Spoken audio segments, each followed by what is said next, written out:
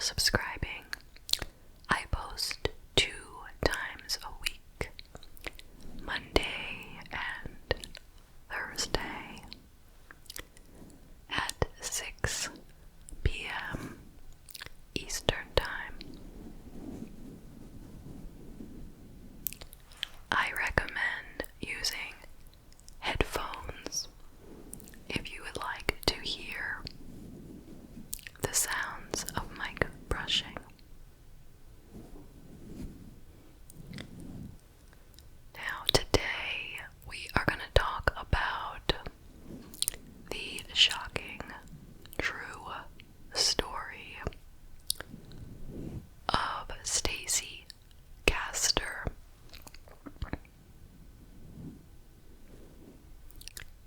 She was a woman who seemed to have horrible things happening to her all the time. Before I get into the case, I want to tell you about today's amazing sponsor. It's a game called June's Journey that you can download for free on your phone or tablet, iOS and Android. You can also get it for your desktop through Facebook. This game is a hidden object mystery game set in the 1920s. The great thing about this game is that it's actually a true crime game. And you know I'm a true crime enthusiast, and you guys probably are as well, so that's what makes it really special for us. You go through different scenes and you look for hidden objects in each scene. And as you find more and more objects and you clear different levels, you're provided with clues to help you ultimately solve the murder mystery. I encourage you to click the link in the description and go check out this game for yourself. You won't be sorry. Let's go ahead and get back to the case. Stacey Castor was born on July 24th, 1967, in a town called Clay, New York, which is in upstate New York. And she never really leaves this area, so the entire case is occurring in upstate New York. Now, when Stacey was 17, she met the love of her life. It was 1985, and she fell for a man named Michael Wallace. They got married, and in 1988, they had their first child, who they named Ashley. And 3 years later, Stacey gave birth to their second child, named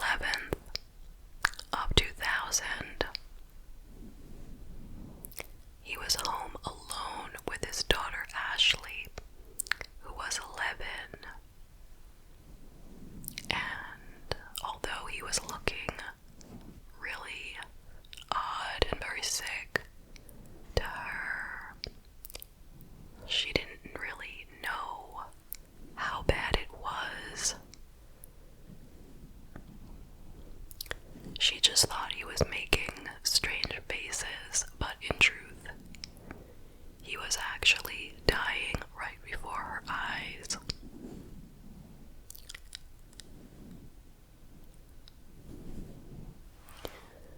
And the ambulance came to get him, but he could not be saved. The coroner felt that he had had a heart attack,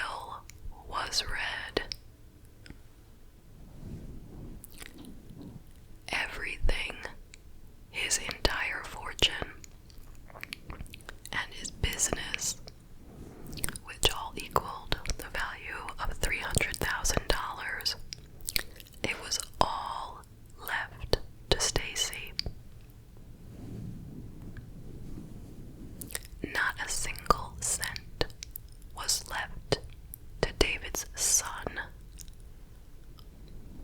even though it's not as if they weren't getting along.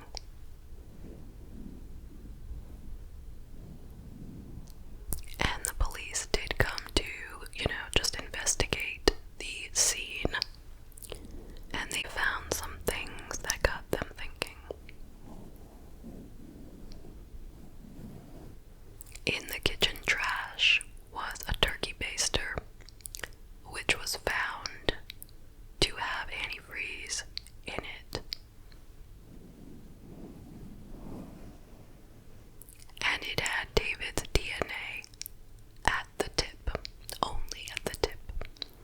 None of his fingerprints on it, just his DNA at the tip, which suggests that somebody put the antifreeze in it, put the tip in his mouth, and then squeezed the antifreeze down his throat.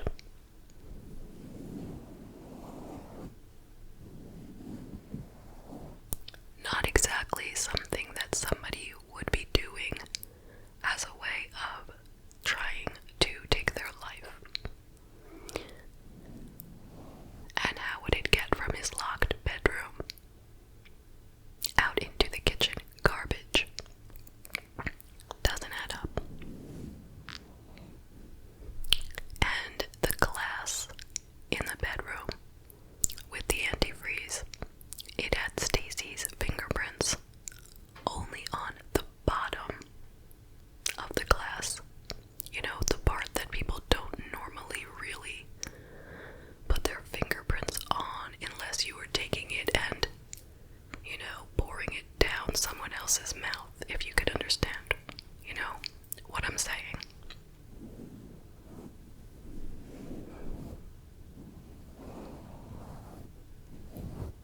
So that was kind of unusual. So they decided that they would try to keep an eye on Stacey, and so they tapped her phone and they put up cameras to watch her home, as well as cameras at the grave of her two husbands. She actually buried them right next to each other. They wanted to see if she would visit the grave.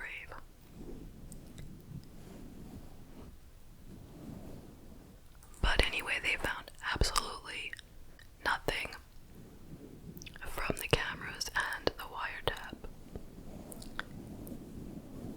But in 2007, they exhumed the body of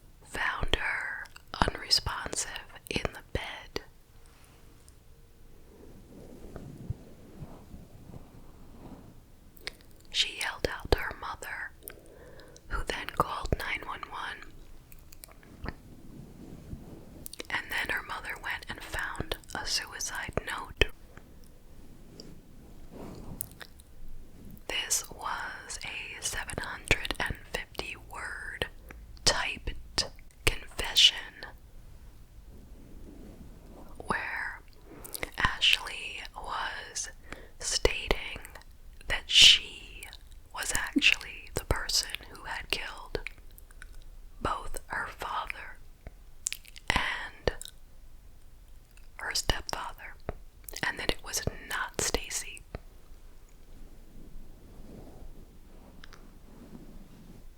And when the ambulance came, Stacey gave that letter right to the paramedic. And they whisked her up to the hospital. They found that she had taken a near-fatal overdose of painkillers mixed with vodka. But they saved her.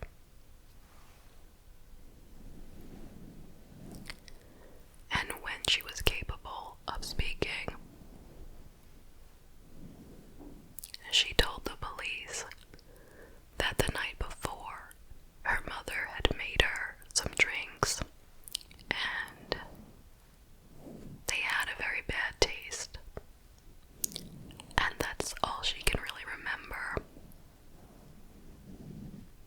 And that she did not write the note, and she had no idea what they were talking about. So, Stacey was arrested and charged with second-degree murder of David and attempted murder of Ashley. No charges were made involving her first husband, Michael. So, in court, she continued to insist that she was innocent and that Ashley had done it and had written this note, but the prosecutor was able to show that the note was written on Stacey's computer, and it was time-stamped at a time when Ashley was at school. They found no motive for Ashley to have killed the two men.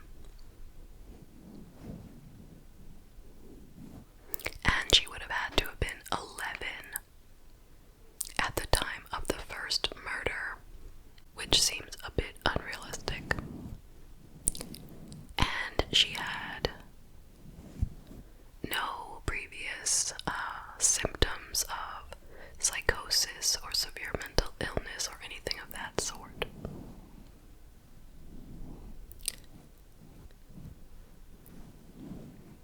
In addition,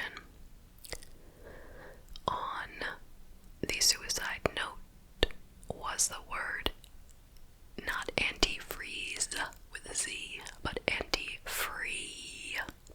Anti-free. It was written like that, I believe, 4 times in the note, which is a very unusual spelling. And when Stacey was interviewed at the police station, she herself had referred to this liquid as anti-free.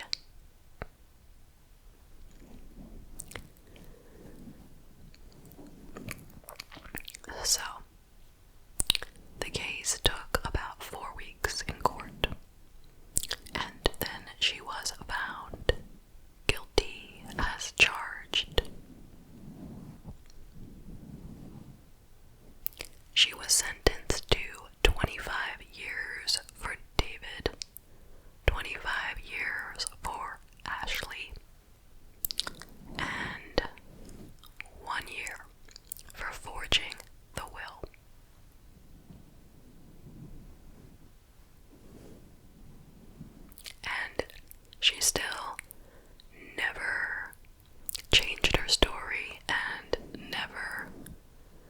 admitted that she did it, but Stacey died in prison in the year 2016 from an apparent heart attack.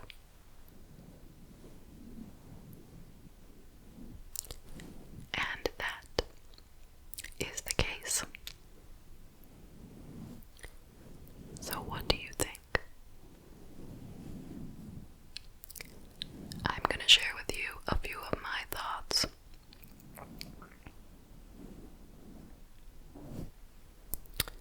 Of course, I would like to say how terribly sorry I am to the victims and the victims' families, including the two girls, Ashley and Bree, and certainly many other people who are related to the victims. Now, let's think about this horrific crime. This woman, Stacey, not only did she take the lives, allegedly, of her two husbands, basically in cold blood, if you can say that. Can you call it cold blood when they're poisoned? I don't know the terminology, but she took their lives in a premeditated fashion and in a way that is known to be extremely torturous and painful. And not only that, when it seemed like she might get caught, what did she do? She did one of the worst things that any mother could ever do. Not only did she try to frame her own daughter, but she tried to kill her at the same time.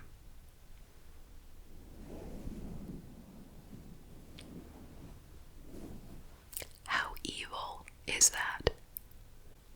Most criminals wouldn't even want their own child to be the one to go down for the crime. If they were going to frame somebody, they would try to frame an outsider or even a friend, but their own child. I don't think I have to explain that any further. I'm pretty sure you're all thinking the same thing. Stacey Castor